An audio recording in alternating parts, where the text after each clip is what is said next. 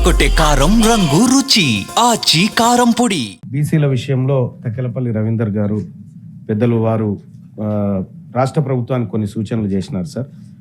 So ఇక్కడ రాష్ట్ర ప్రభుత్వం కూడా సరైన చర్యలు చేపడతామనేటువంటి ఒక మాట చెప్పింది సార్. గత అనుభవం ఒకటి చిన్నది ఉంది సార్, దాన్ని చెప్తాను సార్. దయచేసి 2014 నుంచి 24 వరకు సార్ దాదాపు ఈ 17 ఉన్నాయి సార్ నా దగ్గర. బీసీ హాస్టల్స్కి సంబంధించి 3,915 కోట్లు కేటాయిస్తే సార్ ఖర్చు చేసినాయి 2,914 కోట్లు సార్.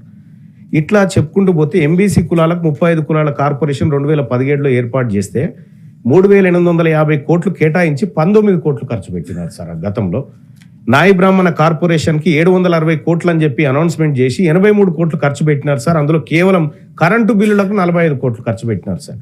అలాగే వడ్డెర కార్పొరేషన్కు 70 కోట్లు అని చెప్పి పెట్టినారు సార్. కేవలం 17 కోట్ల రూపాయలు ఖర్చు పెట్టినారు సార్. గతంలో జరిగిన అనుభవం సార్ మాకు. ఇది రిపీట్ కాకుండా ఉండడం కోసం చెప్తున్నటువంటి మాట సార్. సగర కార్పొరేషన్కు 33 కోట్ల 84 లక్షలని పెడితే కేవలం 4 కోట్లు ఖర్చు పెట్టారు సార్. కేవలం జీతభత్యాలకే సార్. ఇది కేవలం ఏది నామకే వాస్తే కార్పొరేషన్లు ఏర్పాటు చేయడం, దానికి నిధులు లేకపోవడం, విధులు లేకపోవడం, దానికి ఒక అటెండరు, ఒక డ్రైవరు, ఒక కారు, ఇంతకే తప్ప కానీ దాని ద్వారా ఏం ఫలితాలు సాధిస్తున్నాం అనేటువంటిది ఇప్పటి వరకు రివ్యూ కూడా జరగలేదు సార్. గత 10 ఏళ్ల అనుభవాన్ని చూసుకుంటే సార్ ఇక్కడ రజక కార్పొరేషన్కు 841 కోట్లు కేటాయించడం గత ప్రభుత్వం చెప్పింది సార్. ఖర్చు పెట్టింది 111 కోట్లు అయితే 75 కోట్ల 80 లక్షలు కేవలం కరెంటు బిల్లులు సార్. ఇంకా రజకులను ఉద్ధరించడానికి ఇక్కడ చేసిన గొప్ప కార్యక్రమాలు ఏం కనిపించట్లేదు సార్. ఇంకా అంతేకాదు సార్, వాల్మీకి బోయలకు 35 కోట్లు ఖర్చు పెడతామని చెప్పి 5.98 కోట్లు ఖర్చు పెట్టారు సార్. ఇక గౌడ కార్పొరేషన్కు 186 కోట్లు ఖర్చు పెడతామని గతంలో చెప్తే కేవలం 18 కోట్లు ఖర్చు పెట్టారు సార్. ఈ రకంగా సార్ పోయిన గవర్నమెంట్ లో అదే అన్యాయం జరిగింది సార్. ఈసారి ఉన్నటువంటి కాంగ్రెస్ పార్టీ ప్రభుత్వం దయచేసి 14 to 24 డేటా చెప్తున్నా, అంతకంటే ముందు ఇంకా ఆయన తగ్గతి లేదు.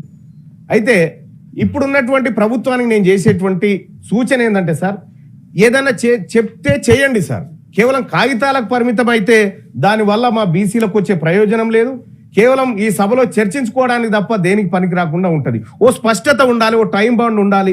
మేము ఈ బడ్జెట్లో దీనికోసం ఇంత ఖర్చు చేయబోతా ఉన్నామంటే అంత ఖర్చు చేసి తీరాలి సార్. ఇక్కడ అంకెలు వేరే ఉంటాయి, అమలు వేరే విధంగా ఉంటుంది సార్.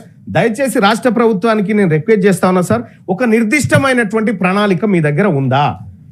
ఇంత కేటాయింపు జరిగితే ఇంత ఖర్చు చేయబోతున్నా, ఖర్చు చేయకపోతే ఈ నిధులను వచ్చేసారికి బదలాయించేటువంటి సప్లాన్ విధానం ఏమన్నా మీ దగ్గర ఉందా? దయచేసి ప్రభుత్వాన్ని తమ ద్వారా అడుగుతా ఉన్నాను సార్. మండ ప్రకాష్ తెరకొట్టే కారం రంగు రుచి ఆచి కారం పొడి.